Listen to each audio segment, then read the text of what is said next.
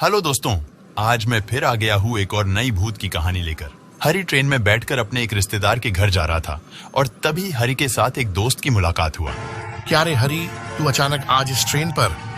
और मत बोल, ऑफिस से एक रिश्तेदार के घर जाना है। कहाँ? महर्षि नगर। महर्षि नगर?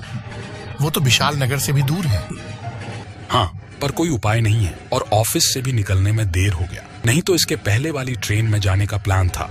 अच्छा। स्टेशन आते ही हरी के दोस्त ने बोला, और भाई मेरा स्टेशन आ गया है, तो फिर मैं जाता हूँ। हाँ, तो फिर कल मिलते हैं ऑफिस में। हाँ, ठीक है।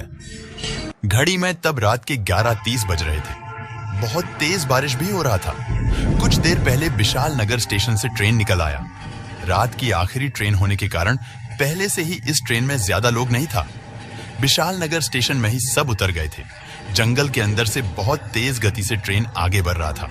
ट्रेन का वो डब्बा पूरा खाली होने के कारण हरी को पेड़ के पत्तियों के ऊपर बारिश गिरने का आवाज और ट्रेन की आवाज को छोड़कर और कुछ भी सुनाई नहीं दिया।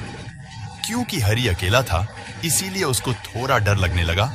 बाहर काला अंधेरे के सिवा और कुछ भी दिख नहीं रहा था। हरी ने जब खिड़की से बाहर देखा तो उसको कोई रोशनी भी नहीं दिखा। सिर्फ इस काला अंधेरे में तेज गति से ट्रेन आगे बढ़ रहा था। ट्रेन में बैठे बैठे हरी कब सो गया, उसको पता ही नहीं चला। जब हरी ने आंख खोलकर देखा तब ट्रेन खड़ा था।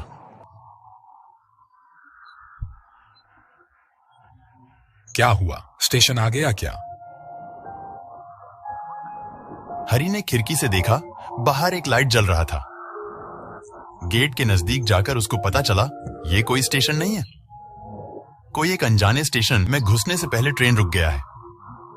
स्टेशन का नाम पता नहीं चला। हरी को लग रहा था वो बड़ी मुश्किल में है। बारिश अभी थोड़ा रुक गया था। 15 मिनट होने के बाद भी जब ट्रेन चालू नहीं हुआ तब हरी ट्रेन से उतर गया और जाके ड्राइवर को पूछा,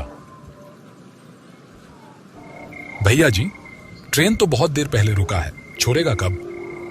ड्राइवर ने हरी की ओर देखते हुए बोला, वो सामने वाली लाइन में ट्रेन से कटकर 3 लोगों की मौत हो गया है और ओवरहेड का तार भी टूट गया है। कब छोड़ेगा ये बता नहीं सकते। तो फिर अब क्या होगा? सब परेशानी मिटने के बाद छोड़ेगा ट्रेन। खबर भेजा गया है, पर इलेक्ट्रिक डिपार्टमेंट के लोग कब आएगा ये बता नहीं सकते। ये सब सुनकर हरी ने बोला, तो फिर इतनी देर हम क्या करें? ये जो सामने स्टेशन दिख रहा है वहां पे एक छोटा मोटा वेटिंग रूम है, पर वहां न जाने में ही भलाई है। क्यों? आपको अगर जाना है तो जाइए, आपकी मर्जी है, पर मेरा दिमाग मत खाइए। यहां से निकलने के बाद ऑटो या रिक्शा कुछ मिल सकता है क्या? वो सब मुझे नहीं पता। आपका जहां मन करे वहां जा सकते हैं, पर इतनी रात में ट्रेन में अगर बैठे रहते तो वही अच्छा होता। ड्राइवर की बात को अनसुना कर हरी स्टेशन की तरफ बढ़ने लगा। वो सोच रहा था स्टेशन के वेटिंग रूम पे जाकर थोड़ा रेस्ट करेगा। जब ट्रेन चालू होगा तब आ जाएगा। स्टेशन के आखिरी तक जाने पर हरी को स्टेशन मास्टर का खाली रूम दिखा। जब हरी अंदर झांक के देखा तब उसको कोई भी नहीं दिखा। स्टेशन मास्टर से मुलाकात नहीं होने पर हरी उस रूम की बगल के सीढ़ी से नीचे उतरने लगा। क्या हुआ सर, इतनी रात में यहाँ पर? एक आदमी अचानक से हरी के सामने आ गया। इतनी अंधेरे के बीच में उस आदमी की आवाज सुनकर हरी चौंक गया। वो क्या हुआ कि ट्रेन की तो ओवरहेड का तार टूट गया है, ट्रेन कब छोड़ेगा ये तो पता नहीं, तो इसलिए सोच रहा था कि नीचे अगर कोई गाड़ी का स्टैंड मिल जाए तो। हाँ सर, आपने सही कहा। ट्रेन का तार टूटने का खबर मैंने सुना था, नहीं तो इस स्टेशन में ट्रेन रुकता नहीं है। हरी ने उस आदमी को ऊपर से नीचे तक देखने के बाद बोला, अच्छा, आपका परिचय जान सकते हैं? क्यों नहीं सर, मेरा नाम जनार्दन है, जनार्दन प्रसाद, यहाँ का लाइटमैन। मेरा नाम हरी है, हरी शर्मा। अच्छा, यहाँ पे क्या कोई गाड़ी का स्टैंड मिलेगा? हाँ जरूर, पर बड़ा गाड़ी शायद नहीं मिलेगा। ऑटो चलेगा? चलेगा मतलब क्या? दौड़ेगा जी, दौड़ेगा। आइए सर, तो फिर चलते हैं। बहुत सारे बेल और पत्तों से घिरा हुआ टूटा फूटा सीढ़ी से हरी और जनार्दन नीचे उतरने लगे। नीचे उतरने के बाद हरी ने देखा चारों तरफ सिर्फ अंधेरा था। सभी दुकानें भी बंद हो चुकी थीं। एक ऑटो दूर एक साइड पे खड़ा है और तभी जनार्दन ने हंस के बोला, वो रहा शायद मदन खरा है।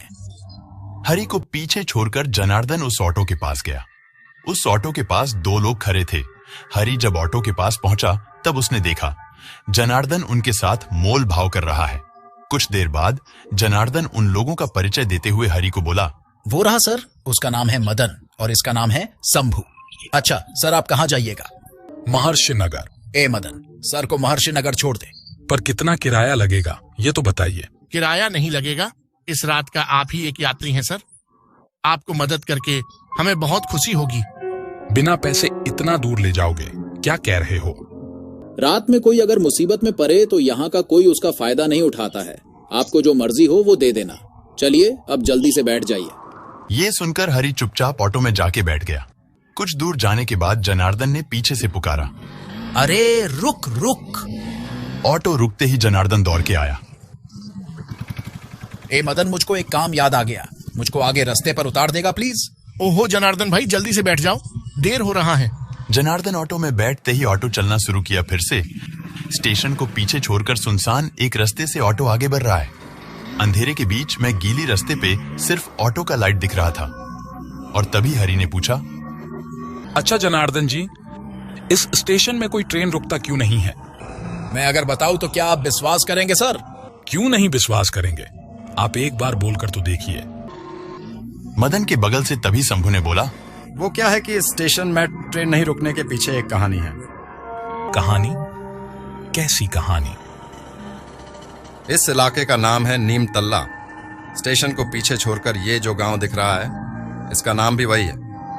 इस गांव की नाम से ही स्टेशन का नाम रखा है। वो जो भी हो, नीमतल्ला स्टेशन शुरू हुआ था, मतलब प्रतिष्ठित हुआ था 1976 साल पर।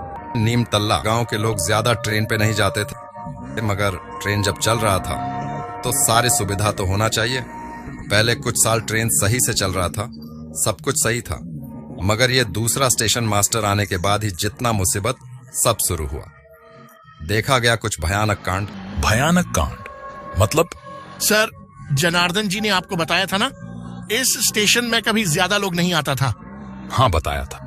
जो सब लोग बाहर से आता था, मतलब जो भी 2-3 लोग आता था, वो सब कभी घर वापस नहीं जा पाता था। मतलब सर, वो लोग गायब हो जाते थे। गायब हो जाता था? वो कैसे? वो सर किसी को नहीं पता है, पर ये घटना 80 से 25 साल के बीच में बहुत बार घटा है। पुलिस ने कुछ नहीं किया? फिर शंभू ने बोला, पहले पुलिस ने कोशिश किया, मगर ज्यादा कुछ कर नहीं पाया था। उसके बाद एक दिन पुलिस को समझ आया कि खो जाने के पीछे असली वजह क्या है। क्या वजह था? जो नया स्टेशन मास्टर आया था वो अच्छा आदमी होने का ढोंग करता था, मगर वो एक खूनी था, सीरियल किलर। समझे सर? रात में अगर कोई बाहर से स्टेशन में आता था तो वो उसका खून करके लाश को एक गुप्त स्थान पर फेंक देता था। और जनार्दन ने हंसकर बोला, डरिए मत सर, डरिए मत, डरने का कोई बात नहीं है। उसके बाद और क्या, पुलिस को ये पता चल गया, पर पुलिस के कुछ करने से पहले ही गांव के लोगों ने उसको घेर लिया और पिट कर मार डाला। पर लोग कहते हैं असल में नीमतल्ला के पुलिस इंचार्ज ने जानबूझकर इस मामले को गांव के लोगों के ऊपर छोड़ दिया था। अच्छा, उसके बाद से क्या इस तरह के खो जाने का घटना नहीं घटा? किसने कहा? गलत सोच रहे हैं, गलत। उसके बाद भी इस स्टेशन में उतरा बहुत लोग खो जाते हैं, पर कहाँ खो जाते हैं ये किसी को नहीं पता है। ये एक बहुत बड़ा रहस्य है, समझे सर? इसलिए तो कोई ट्रेन नहीं रुकता है इस स्टेशन पर। बाप रे बाप, क्या कह रहे हो? ये तो बहुत डरावनी बात है। तभी ऑटो एक जगह पे आकर रुक गया। हरि बाहर देखा तो उसको चारों तरफ सिर्फ अंधेरा दिखा, पर उसको ये समझ आया कि ये कोई शमशान घाट है, क्योंकि उसको हवा में चमड़ा जलने का गंध आ रहा था। इसलिए वो थोड़ा डर गया और तभी दूर से ट्रेन की विसल का आवाज सुनाई दिया। ये कहाँ आ गया हूं मैं? ऑटो के अंदर देखते ही हरि चौंक गया। अंदर कोई नहीं था। हरि सोच रहा था, इतनी देर क्या वो अकेला था इस ऑटो में? जनार्दन, मदन, शंभू कोई भी नजर नहीं आ रहा था। शमशान के बगल में इस सुनसान रास्ते पर खाली ऑटो में बैठे बैठे हरि ने आवाज लगाया, जनार्दन, ओ जनार्दन जी, मदन, शंभू।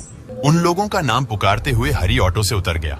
थोड़ा दूर जाते ही हरि को एक आवाज सुनाई दिया, यहाँ पर आइए सर, यहाँ पर आइए। आइए ना। आइए आइए आइए। वो सब आवाज शमशान के साथ लगा हुआ झाड़ियों के पीछे से आ रहा था। हरी उस तरफ चल के गया, मगर वहां भी अंधेरा था। तभी दूर से एक लाइट की रोशनी हरी के पैर के पास आकर गिरा। तभी हरी ने देखा टॉर्च पकड़कर जनार्दन खड़ा है और साथ में मदन और शंभू भी हैं। जनार्दन ने बोला, यहाँ पर आइए सर, यहाँ पर आइए। ये बोलने के बाद जनार्दन की हंसी देखकर हरी को थोड़ा संदेह हुआ। इसीलिए हरी ने बोला, क्यों?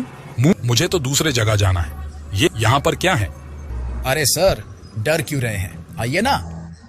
हरी को संदेह हो रहा था कि वहां पे कुछ गड़बड़ है, पर फिर भी हरी उन तीनों के पीछे जाने लगा, जैसे हरी को कोई मंत्र खींच रहा हो। चलते चलते जब हरी एक गुफा के सामने पहुंचा, तब उसने देखा वहां सिर्फ वो टॉर्च हवा में था और कोई भी नहीं है। जनार्दन जी, कहाँ पर हैं आप लोग? हरी ने आवाज लगाया। यहाँ पर सर, यहाँ पर हैं हम लोग। चारों तरफ से उन लोगों का आवाज आने लगा। इस तरफ, इस तरफ। कभी मदन, कभी शंभू, जनार्दन का आवाज चारों तरफ से आने लगा। इस तरफ सर। हरी को उन तीनों के साथ साथ कुछ और आवाजें भी सुनाई दिया उस गुफा के अंदर से। इसीलिए वो थोड़ा डर गया।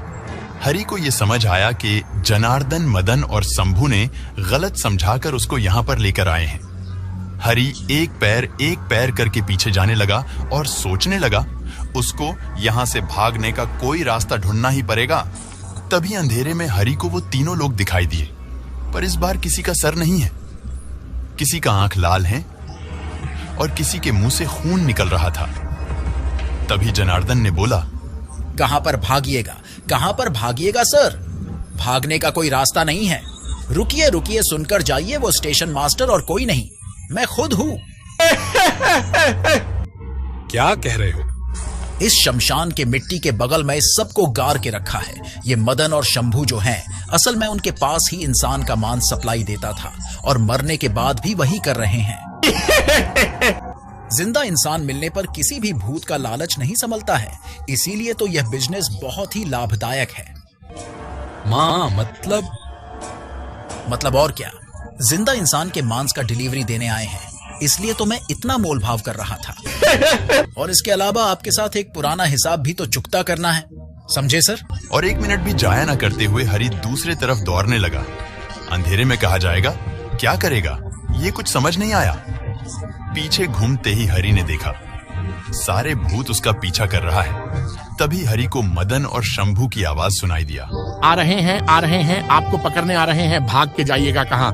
अरे भाग के जाइएगा कहाँ? आइए आइए आइए। हरी को पीछे से सारे भूतों के बहुत तेज आवाज सुनाई दिया, इसीलिए वो और भी तेज दौड़ने लगा। अंधेरे में दौड़ते दौड़ते अचानक हरी को स्टेशन का लाइट दिखाई दिया।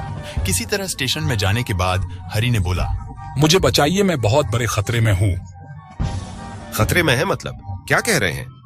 अच्छा समझा, आप जरूर जनार्दन के चंगुल में पड़े थे। हाँ, एकदम सही कहा, प्लीज मुझे बचाइए। हरी और वो ड्राइवर ट्रेन की तरफ बढ़ने लगे। तभी ड्राइवर ने कहा, वो क्या हुआ कि मैंने सुना था, असल में यहाँ का तत्कालीन इंस्पेक्टर श्रीकांत शर्मा ने जानबूझकर गांव की लोगों से वो serial killer station master Janardan और उसके संगियों को मार दिया था। इसीलिए उसका आत्मा सबके ऊपर गुस्सा है।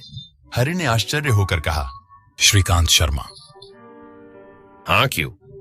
वो तो मेरे पिता हैं।